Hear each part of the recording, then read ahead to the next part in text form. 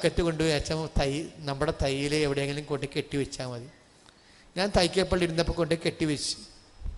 എനിക്ക് നന്നായി വിശ്വാസമുള്ള എൻ്റെ അമ്മേ, ഞാൻ 3 ദിവസം കഴിഞ്ഞ് ഞാൻ ഈ പഴക്കണി പോയി ബക്കറ്റ് നോക്കിയപ്പോഴേ ആ നാട്ടിലുള്ള ചെല്ലി മുഴുവൻ കിടപ്പുണ്ട് എൻ്റെ അടുത്ത്. ചെല്ലിയെ പിടിക്കാൻ വേണ്ടി ചില പരിപാടിയാണ്, കൃഷിഭവൻ ചെയ്ത് നിൽക്കുന്ന പരിപാടിയാണ്. കെണിയാണ്, പഴക്കെണി. ചെല്ലിക്കിഷ്ടമുള്ള സാധനമാണ് കെണിയായിട്ട് വരണത്. എപ്പോഴും നമുക്കിഷ്ടമുള്ള സാധനമായിരിക്കും കെണിയായിട്ട് വരണത്. നമുക്കിഷ്ടം ഉണ്ടാകുന്ന സാധനം എന്താണ്, അതാണ് നമ്മുടെ കെണിയായി വരാൻ സാധ്യതയുള്ളത്. എല്ലാവരും അങ്ങനെയാണല്ലോ. എന്താ വിഷയം എന്ന് പറഞ്ഞു കഴിഞ്ഞാൽ, ഇഷ്ടമുള്ള സാധനം ആരെ തീരുമാനിക്കും? നമുക്കിഷ്ടം ഉണ്ടാകണം. നമുക്ക് ആരാ ഇഷ്ടം ഉണ്ടാക്കി തന്നത്? കണ്ണിൻ്റെ ദുരാശ, ശരീരത്തിൻ്റെ ദുരാശ, ജീവിതത്തിൻ്റെ അഹന്ത. എൻ്റെ അമ്മേ, അവരാളെ മുഴുവൻ കളിക്കണത് വില്ലൻ അതാണ്. നമുക്ക് എല്ലാം ഇഷ്ടം ഉണ്ടാക്കി തരാൻ നമ്മുടെ ഉള്ളിൽ നിന്ന് ഒരാൾ പ്രവർത്തിക്കുന്നുണ്ട്. എന്താണത്? ഞാൻ അത്ര കുറഞ്ഞ പുള്ളിയല്ല, നിന്നെക്കാൾ ഞാൻ മെച്ചമാണല്ല, ഞാൻ മെച്ചമാക്കി തരാൻ കമ്പനിക്കാരുടെ സഹായം ഞാൻ തേടും. അതാണ് കമ്പനി സാധനം കൊണ്ടുവന്ന് വെച്ചിട്ട് മെച്ച ആൾ കളിക്കണത്. ആന്തൂര്യത്തിൻ്റെ പുറകെ പോയിട്ട് അവസാനം ആന്തൂര്യം ഒരു പ്രസ്റ്റീജ്, ഒരു കുഴപ്പം, ഒരു കുന്തമില്ല. അത്ര വലിയ കാണാനുള്ള ഭംഗിയൊന്നും ആന്തൂര്യത്തിനില്ല. അന്തത്തിനുണ്ടാ? ഇല്ല. ആന്തൂര്യം കൊണ്ടുവന്ന് വെച്ച ആൾക്കാർ വീട് മുഴുവൻ ആന്തൂര്യം കൊണ്ട് നിറച്ച്. കുറച്ച് കഴിഞ്ഞപ്പോൾ ആരുടെ കരിസ്മാറ്റിക്കാർ പറഞ്ഞ് സ്ത്രീ പുരുഷ സംയോഗത്തിൻ്റെ അടയാളമാണ് ആന്തൂര്യം. അയ്യോ ആണാ എന്നെടുത്ത് കളഞ്ഞേക്കാന്ന് പറഞ്ഞു. ആന്തൂര്യം എടുത്ത് കളഞ്ഞു. ആന്തൂര്യം ഇല്ലല്ലോ, ഇപ്പം ആന്തൂര്യം ഇല്ല. അത് കഴിഞ്ഞ് പറഞ്ഞ് കാക്ടസ് വന്ന് ഓരോ പ്രസ്റ്റീജ് ഫോളി സിമ്പിൾസ് ഉണ്ടാക്കി തരും ബിസിനസ്സുകാർ. കാക്ടസ്, മുള്ളിച്ചെടികൾ വെക്കുന്ന വീട്ടിലാണ് അവൻ കളക്ടറിൻ്റെ വീട്. ആദ്യം കളക്ടർമാർ, മന്ത്രിമാർ, ഡോക്ടർമാർ, സമൂഹത്തിലെ വലിയ ആൾക്കാരെ ഇവൻ പിടിപ്പിക്കും.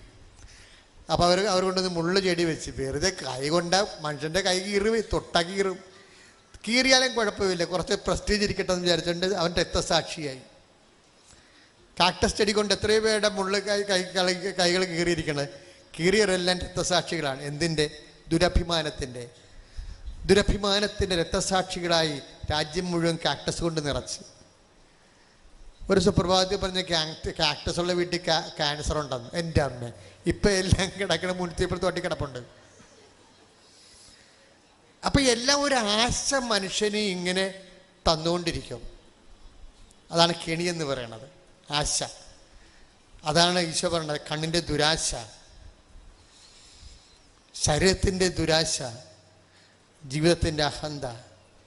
ഇതൊന്നും പിതാവിൻ്റെതല്ലെന്ന്. എനിക്ക് ഏറ്റവും ഇഷ്ടപ്പെട്ട വചനങ്ങളിൽ ഒന്നാ 1 യോഹന്നാൻ 2:17. അപ്പോൾ ഈ പ്രേമിക്കാൻ നടക്കുന്ന ആൾക്കാരും മനസ്സിലാക്കണം, ഇതൊന്നും പിതാവിൻ്റെ, ബൈബിൾ കൃത്യമായിട്ട് പറയുന്നുണ്ട്. കണ്ണിൻ്റെ ദുരാശയാണോ സ്വന്തം മതസ്ഥിലുള്ളവനായാലും അന്യമതസ്ഥിലുള്ളവനായാലും കർത്താവിൻ്റെ വചനം പറയും, എന്നെ സമയത്തിന് മുമ്പേ പ്രേമം തൊട്ടുണർത്തരുതെന്ന്. ആരാണ് പറയണത്? സോങ് ഓഫ് ദി സോങ്സിൻ്റെ മെയിൻ വാക്കാണത്. എന്താണത്? ഉത്തമ ഗീതം, പാട്ടുകളുടെ പാട്ട്. പറയും സമയത്തിന് മുമ്പേ പ്രണയം തൊട്ടുണർത്തതെന്ന്. പണിയല്ലേ ഈ മൊബൈലിലെല്ലാം ചെയ്യണത്? എന്താണ്? സമയത്തിന് മുമ്പേ പ്രണയം തൊട്ടുണർത്തുകയാണ്. വാട്സപ്പ് ആയാലും ഫേസ്ബുക്ക് ആയാലും എല്ലാം ചോദ്യചിഹ്നം പോലെ ഇങ്ങനെ ഇരിക്കണ കാണാം, ഇല്ലേ? എവിടെ നോക്കിയാലും ഒരു മനുഷ്യൻ്റെയും തല ഉയർത്തി നിൽക്കാൻ പറ്റണില്ല. ഇപ്പം എല്ലാത്തിൻ്റെയും തല ഒടിഞ്ഞ് ചോദ്യചിഹ്നം പോലെ അങ്ങനെ ഇരിക്കും. ഒന്നിനും ആളെ പ്രാർത്ഥിക്കാനും കിട്ടണില്ല, പഠിക്കാനും കിട്ടണില്ല, അടുക്കളയെ സഹായിക്കാനും കിട്ടണില്ല. എല്ലാം ഇതിങ്ങനെ ഞാനൊരു ചോദ്യചിഹ്നം, ഇല്ലേ? അതിൻ്റെ അകത്തെല്ലാം വരുന്ന ചാറ്റിങ്ങും ചീറ്റിങ്ങും എല്ലാം.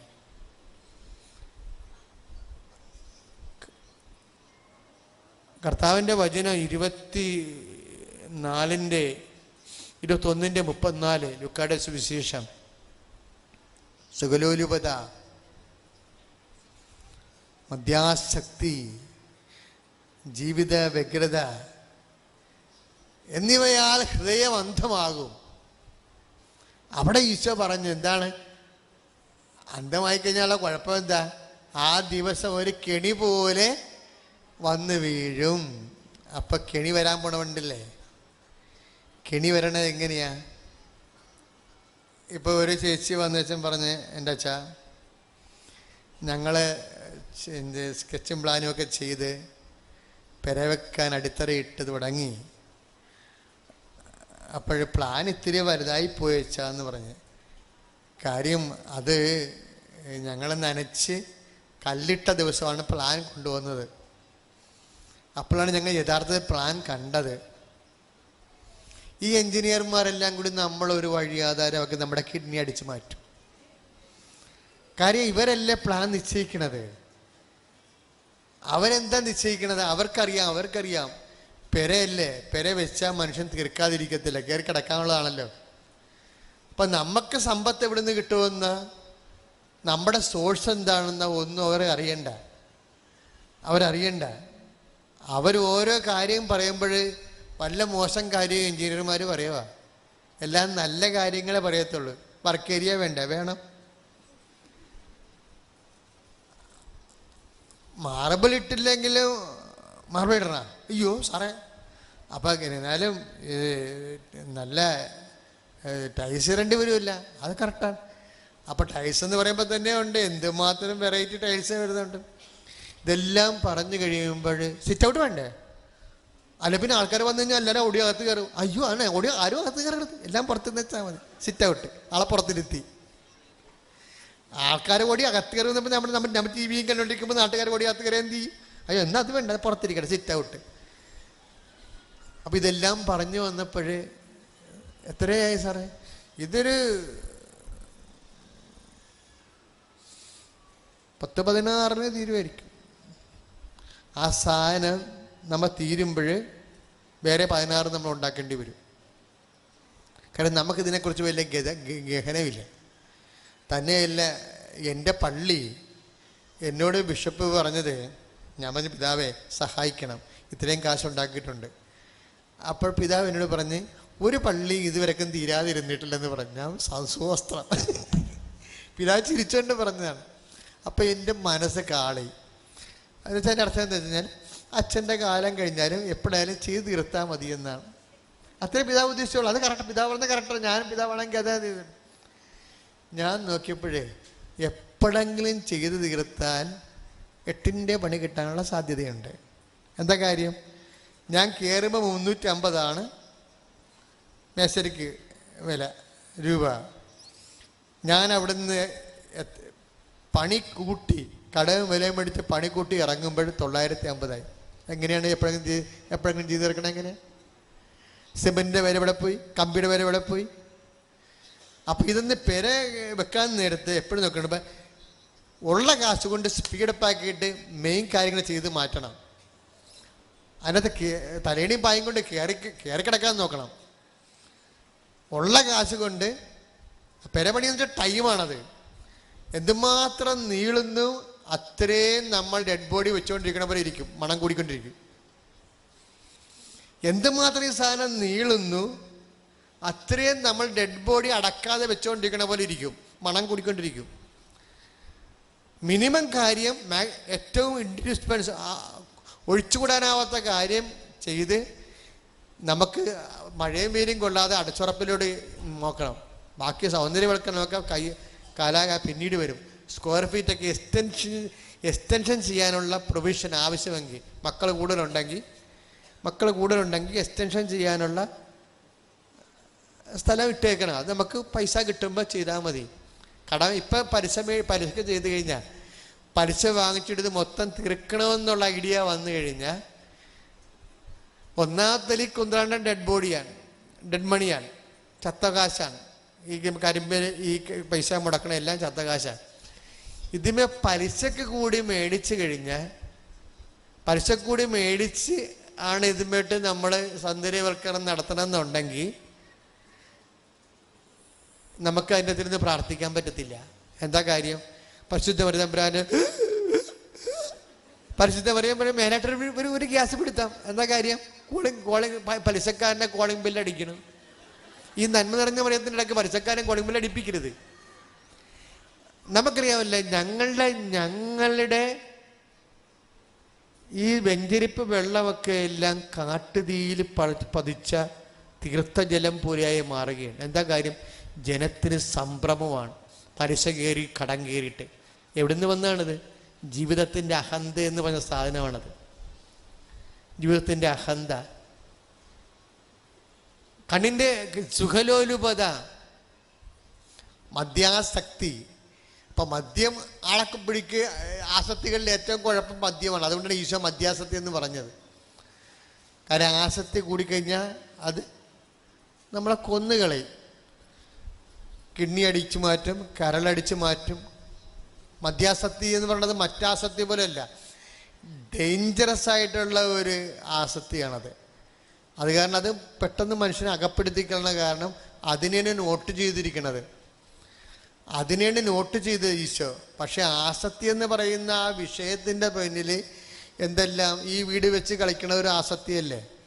ഇപ്പം ഞാൻ എൻ്റെ കുമ്പളങ്ങിക്കാരോട് പറഞ്ഞു, എൻ്റെ മകനെ ഇപ്പം വേണ്ട ഈ സാധനം, നീ ഫസ്റ്റ് ഫ്ലോറിൽ ആദ്യത്തെ കെട്ടിയിട്ട് നീ അകത്ത് കയറി കിടക്ക്.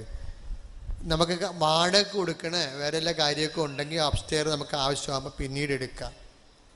ഇപ്പോൾ ഉള്ള കാശ്. അല്ലെങ്കിൽ ഞാൻ മെസ്സേജ് എടുത്ത് നോക്കിയപ്പോൾ കടവ് ഇങ്ങനെ പുക്കുറ്റ് പോലെ കയറുകയാണ്. പലിശക്കടമാണ് കയറുന്നത്. പലിശക്കടം കയറുകയാണ്.